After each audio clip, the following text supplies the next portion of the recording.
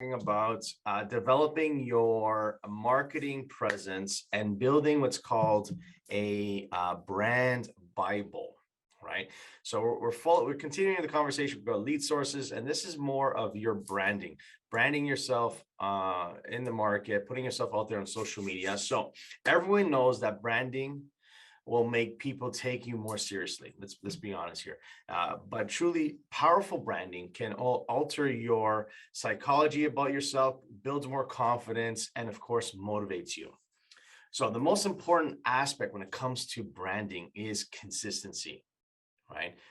There is a daunting, when you look at putting together a consistent look for yourself across all mediums, especially once you begin expanding your business and having different people involved in your marketing and your advertising, it's real key that you have what's known as a brand Bible that kind of puts everything together, right? A brand Bible is a rule book for the way you want to present your business in the world today, right? A brand Bible isn't just a reference guide, it's a design choice. It is a commitment to your extreme growth. By taking the time to create this, you're planting the seeds of your long-term success, right? If you're not great with design work, then it's really worth the money to hire a designer to help you get the stuff right, so that all the stuff that you have in your head is on paper and the way you like it to look like, right? So let's just jump right into it. Okay. The first part of this, number one, is this is your MVV statement. Okay. An MVV statement is your mission, your vision, and your values, right? You keep this just a few sentences, having perfectly defined on paper what it is that is your mission. Your mission is, why are you in real estate? And who do you want to serve? And what can you do to help them? That is your mission. Your vision is your ideal vision of the future. How big do you actually want to grow? What does your business look like 10 years from now? Right? How are you going to be different, and how are you going to be helping the community? That is your vision. Your values, is what are the ethics that you're committed to? And what will you never compromise on? Right now, this list can be a bit longer, right? And maybe 5, 6 sentences. But if you say them, then you must stick to them. Okay. So once you've written this down, right, I'm going to say rewrite them again, re-edit them, right? Make sure it is exactly the way you want it to be. Because you know what? And write it as if your future depends on it, because it does. It really does. Right. Number 2 I wrote down is your USP, your unique selling proposition. Again, just a couple of sentences. This is how you are different from the competition. What do you have to offer that no one else in your area has? Do you specialize in something, right? Don't come up with something, flimsy, like I care more than anybody else. No, don't do that, right? Don't look at it from the perspective of money either, right? If you don't have a strong answer here, think about it. Don't move on to the next part until you actually have something worthy. What is your unique selling proposition? Very important. Next, I wrote down here, number 3, in branding and is creating a client avatar, right? We've talked about this in the past, right? Who is your ideal client? Who is your target audience? And now be more specific. What is his and her name? How old are they? How much money do they make? Do they have kids? No kids? Yes, kids.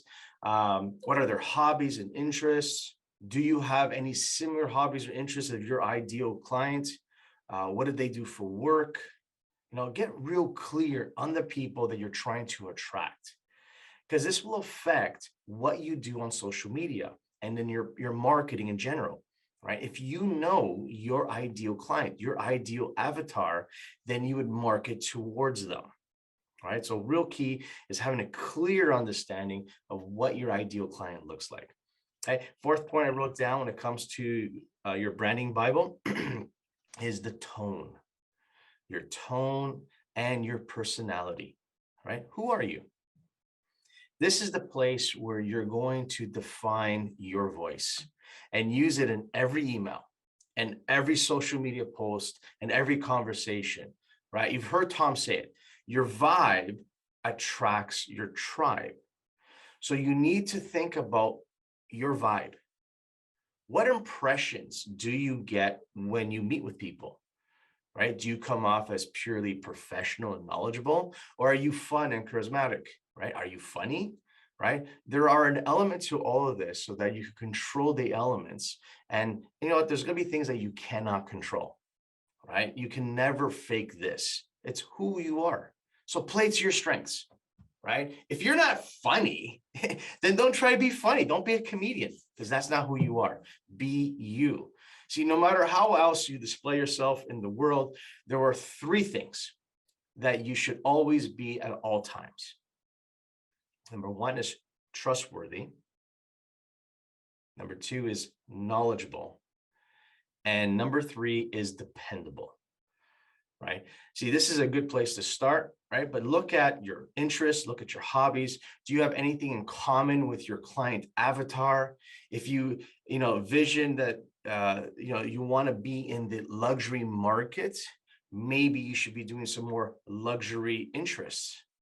If you are in a community that is very much fitness forward, maybe you should think about joining a gym, right? See, your personality and your tone will affect everything and how often you post and what type of hashtags you would use, what type of material you would put out there. It's based upon who you are and your tone, right? When you look at your branding and you look at your marketing across all the different platforms, right? The next one is real important, and it's understanding your color palette. See, there are 2 or 3 colors that you're going to use across everything you do, right? Color comes directly from, your tone and of course your personality, how serious and professional you are, or how fun and easygoing you are with engaging with people. So you could write these down. These are the tones that you may want to consider. These are the color palettes that are out there. For example, the white color palette, refers to peace or cleanliness or honesty, right? When you're using white, that's what it portrays, right? When you're using black, it's more of a authoritative, it's more dignity, right? If you look at blue, it's more like safety, trust, efficiency. When you look at red, it's strength, it is stimulation, right? When you look at orange, it's excitement, it's energy. Purple, it's like royalty or luxury, right? Green or brown is kind of like earthiness, it's like security, it's trustworthiness, right? Pink is more like comfort, nurturing, and home. So you can pick any of these colors that you want that best expresses your mission, vision, and values, right? Except for orange, right? And navy. Those are taken, because of the big corporations that are out there. So I would kind of stay away from that. Create your own. Be yourself. Be who you are. And this is what we're looking at. We're creating a brand, and creating a Bible that you're going to follow, because as you continue to grow your business, there will be other people involved, and you want to make sure that they're all following the same playbook. We're all working the same playbook. Okay, the next one I wrote down is your logo, right? Tell me about your logo, right? There's 3 types of logos, right? You can have just a symbol. That would be one logo. You can have what's known as a word mark, and you can have a hybrid of the two between the symbol and the word mark. And when it comes to real estate, having a symbol that distinguishes you from the competition. But I'll recommend, to be honest with you, you should have a hybrid. You should have the name of the game. It's clear, it's simple, and you want people to know what you do right off the bat. Nothing is going to make you look more professional than a killer logo. Do you each have a logo? Having a logo for yourself is key when it comes to branding. Aside from your company's logo, this is to define you, right? Next, I wrote down is what are the fonts that you use when it comes to branding, right? Looking at your personality, your color scheme, and your logo, what type of fonts are you going to use across your website, your emails, right? Legibility is key here. We all know that, but there is also a lot of, personality in the type of font that you use.